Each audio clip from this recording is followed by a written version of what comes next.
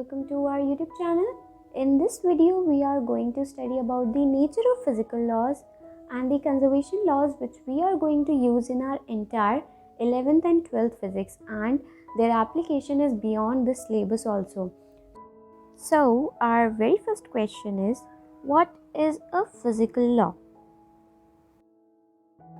A physical law or a scientific law, or we can say the law of nature, is a scientific generalization based on the experiences of physical behavior.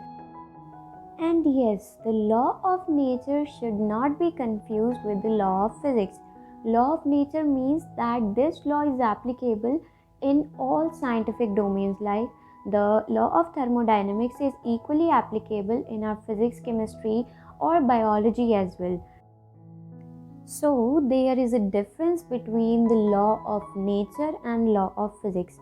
Law of physics means that the law is only applicable in the physics domain of our science. It is not otherwise applicable in other scientific domains.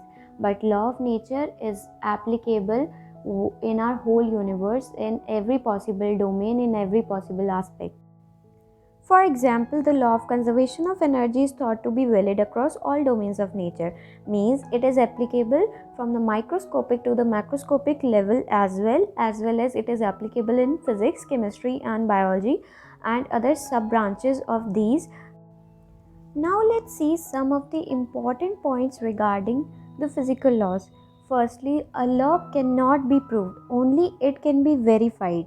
For example, the law of conservation of mechanical energy or the law of conservation of energy as well, it cannot be proved, because whenever we talk about a law, the law has already gone through so much experience, so much verification process over several centuries, and it has been found to be valid in all the experiments in mechanics, thermodynamics or any other branch of the physics.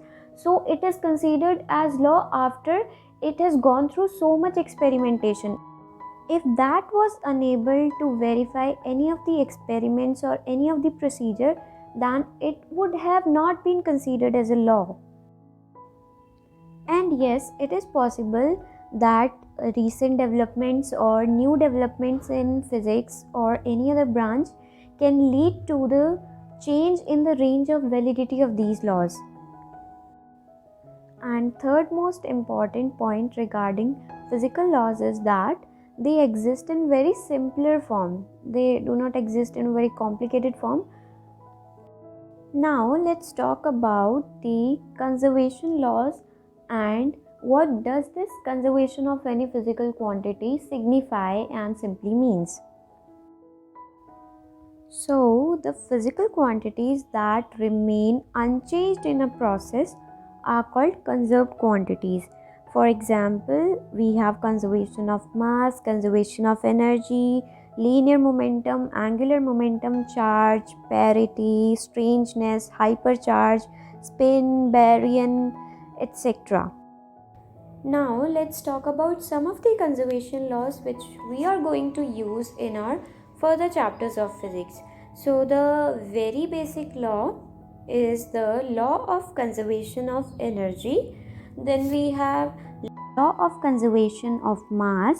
Then we have law of conservation of linear momentum, and we have law of conservation of angular momentum. And we have some other conservation laws as well, which we will use in our further chapters.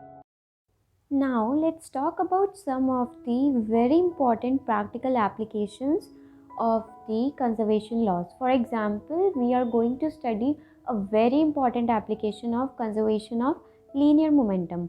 So it often happens that we cannot solve the full dynamics of a complex problem involving different particles and forces. For example, during a collision between two objects, during the collision time, during that instant when the actual collision is occurring, when the bodies are in contact, there is impulsive force between the two objects, and the contacting particles are interacting and producing impulsive force. So at that instant we have to deal with so many particles and the impulsive force due to all these particles.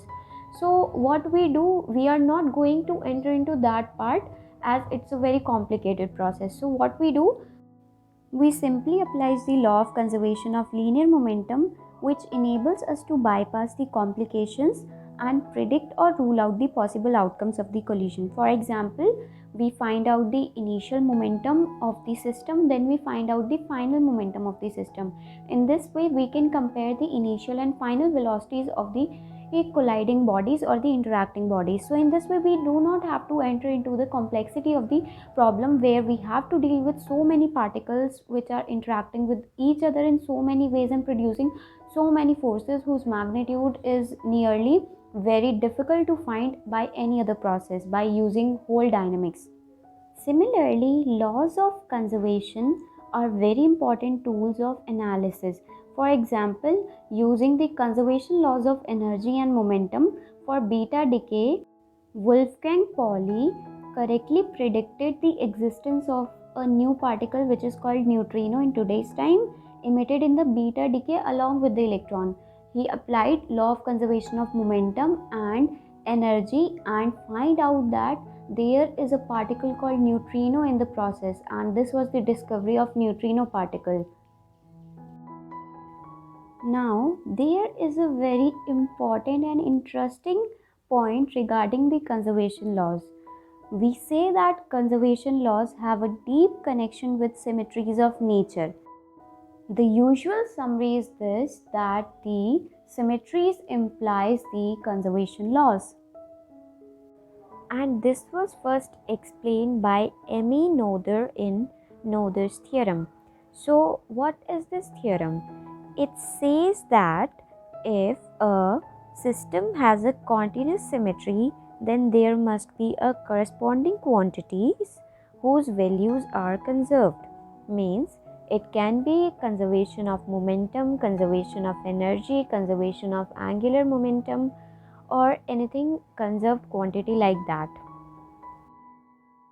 Now let's firstly have a very simple introduction of symmetry. As you can see, symmetry is something like when we have a mirror image of an object about a particular line, particular axis or particular plane, then we say that the object has symmetry. So, but symmetry is not only restricted to line symmetry or plane symmetry or center of symmetry. We can also deal with the rotational symmetry, and for Noether's theorem we deal with the continuous symmetry. Let's firstly see the difference between discrete symmetry and continuous symmetry. We say that a force is symmetric if it appears the same in its mirror reflection. A snowflake is symmetric when it is rotated through 60-degree rotation. Okay, similarly, a playing card is symmetric about 180-degree rotation. So, discrete symmetry is a symmetry that describes non-continuous changes in a system to regain its original outlook. Like all these three examples, like 180-degree rotation, 60-degree rotation, all these are examples of discrete symmetry. Now let's talk about continuous symmetry. We say that something is continuously symmetric if it stays the same for any size shift in a given coordinate. For example, a long road in the middle of nowhere is continuously symmetric under spatial translations in the direction of road. Similarly, a sphere is continuously symmetric about its rotations about any axis passing through its center. The conclusion of Noether's theorem is that whenever there is symmetry of nature with respect to translation or displacement in time, then we say that the energy is conserved. Similarly,